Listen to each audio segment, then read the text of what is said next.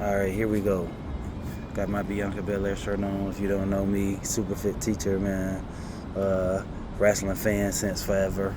Seen 80s, 70s matches. So I got tons of wrestling knowledge. Been watching for a while. I did stop watching for a little bit when John Cena took over. Those were my not so much glorious days. So let's get to it. SummerSlam Night 1 review. Who do we have first? We had Io and Liv. I picked Liv to win. Great match. WWE, get this right, man. Sometimes the Judgment Day interfere, sometimes they don't. Now it might seem like they interfere a lot, but a heel stable, they're supposed to interfere all the time. Judgment Day should be doing the same thing as Division as far as interference-wise, and the Bloodline as well. If you got a stable, as they used to call them, or faction, whatever word you want to use, they should be interfering. But back to Liv and Io. Great match. The Io reversal was excellent. Liv with the cold breaker right after that, and then Oblivion. Great ending, great match. Liv deserves it. Interested to see what they're going to do with her next. I personally thought it was going to be a Liv versus Raquel versus Roxanne. That would have been good, 3-way, or at least 2 of them. So I think it's time for the Judgment Day to break up, but I guess we'll see. Match 2, I believe, was Fatu and Jacob. Fatu and Jay and Jimmy. And then you had LA Knight, Royce Keys, and Solo. Solo for the win, man. I've been preaching it. So another fun fact about me, I usually like the underdog wrestlers, or the wrestlers people don't like as much. People forget Solo held it down when he was taking over the new leader of the Bloodline when Roman came back at SummerSlam 2 years ago. By the way, this is my 5th straight SummerSlam, so this is my annual thing. But Solo, MVP of the match for me, running it back, doing all that, keeping us on our toes, having a little fun. Match was all right, nothing to scream about. I'm always gonna give it to you honest. LA Knight did kick out of 2 of Jey Uso's finishers, or specials as we call them in video games. So hopefully they're setting up a LA Knight with maybe Roman, because I believe Roman's going to win. But that's the story for another day. I guess they could do LA Knight and Solo Sikoa. That would be interesting. I don't understand what they're doing with Jacob. Same thing that I feel with Braun Breaker. Like, Jacob was on top of the world. He was supposed to be this enforcer, and just destroying everyone. Now he's been relegated to something that, excuse me, I don't necessarily understand, but I'm not the person in charge. So I guess we'll see what happens with Jacob, but I feel like he needs to be in the main event scene, as well as some others. So decent match, but yeah, nothing to scream about. I wasn't excited about the next match, Aldis versus Gunther. I wore my Gunther make Cena tap like a shirt. I wore that yesterday. Got to troll some people. Once again, I said I did stop watching in Cena's heyday. So Cena is not my favorite person. With that said, I always thought this was the match I was most confident about. I always thought Gunther was going to win. He did win. Aldis looked great out there. I've watched wrestling, so I know Aldis can wrestle. I've seen him wrestle. I think it was cool. He got us one match in WWE, but that match was nothing to scream about. Sleeper hold, and Aldis had a couple good spots. I like how he worked on the back and did a couple of his big spots. It was cool, but Gunther did what Gunther does, and a lot of people in the crowd didn't like it. I loved it, and I made sure the people around me knew who I was rooting for. I had a lot of success rooting for people yesterday. Most of the people I thought was going to win did. So, and I usually root for the heels a lot. I'm just going to switch spots for a second, get out of the sun. Ugh. There we go. Next match, a match that I was waiting for, Fatal Influence. JC Jane should be, in the ladder match tonight. It's criminal that she's not. So it's JC Jane and Fatal Influence, Fallon and Laney Reed versus the Bella Twins and Paige. This one I didn't know much about. I picked Fatal Influence. I didn't know much about as who I expected to win. I'm happy Fatal Influence won. I feel like they should be winning every week. JC Jane is a main eventer in my opinion. I'm always going to come with a different perspective on here too because I watch NXT. I know a lot of people don't watch NXT.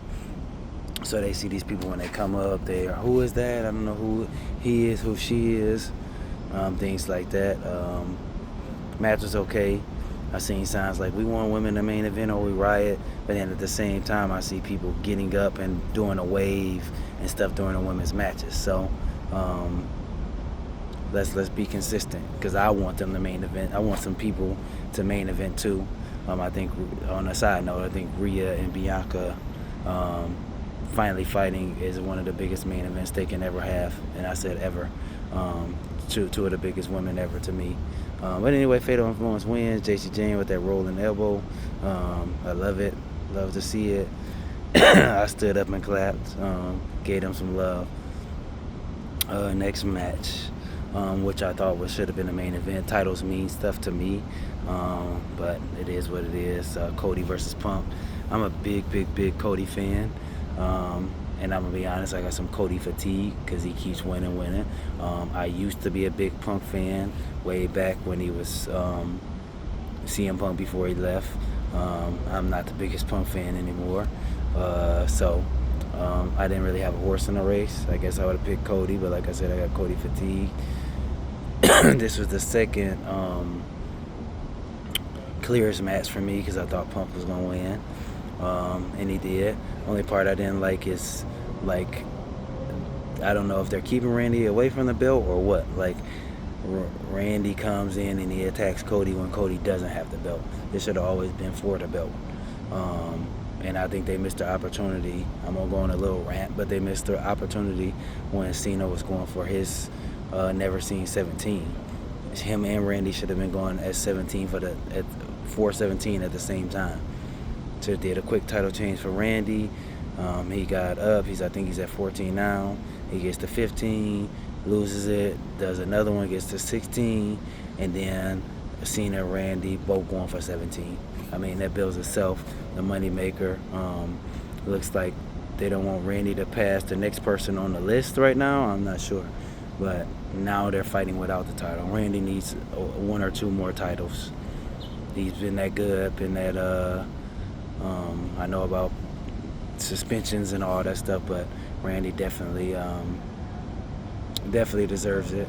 So I always thought Cody was going to lose, but then Randy coming in helping the face didn't make sense. But a good match. The CM Punk moonsault was interesting. Cody and Punk did their thing as usual. So good match. I always thought Cody was going to lose. Randy coming was not as much as a surprise because I kind of picked that to happen. And yeah, interesting to see what Punk does next. Hopefully someone loses the belt to Finn Balor. He deserves it.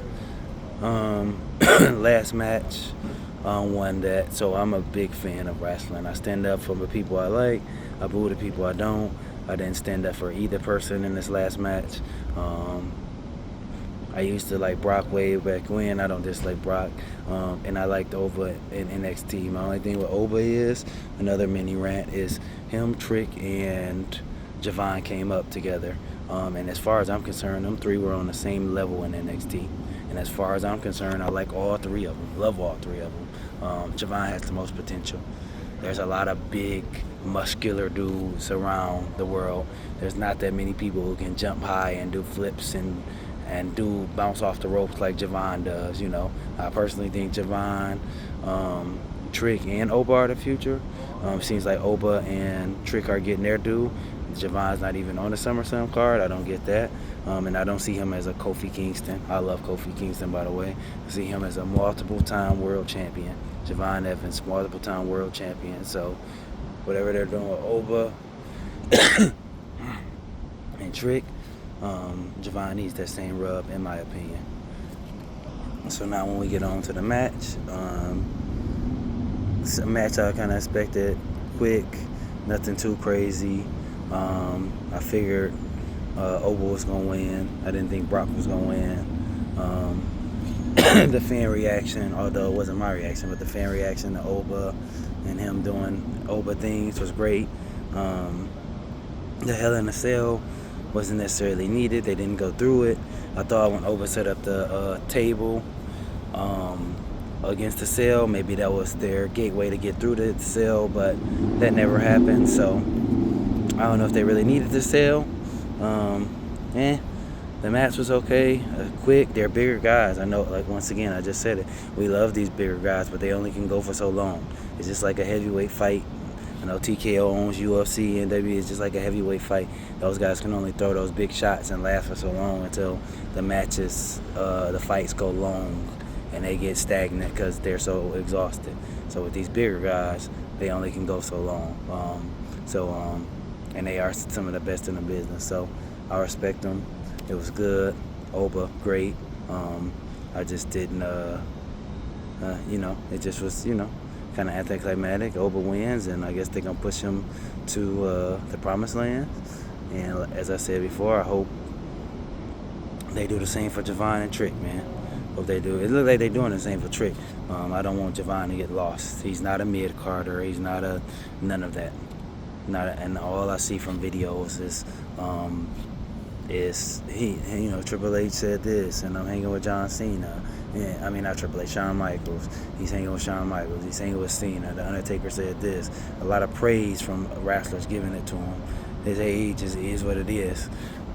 We don't see him care about age when it's CM Punk and all these guys who are older. So I don't want to care about it when these guys are younger. Randy was really young. Brock was really young. So let's give him this due. So anyways, that's my review of SummerSlam Night 1. I'm going to say a 3 out of 5 if I go on that. But I was happy with a lot of the people that I wanted to win. And we'll review Night 2. Downtown Minnesota right now. We're going to Convention Center, which is just a hop and a skip away. And I'll see you guys soon.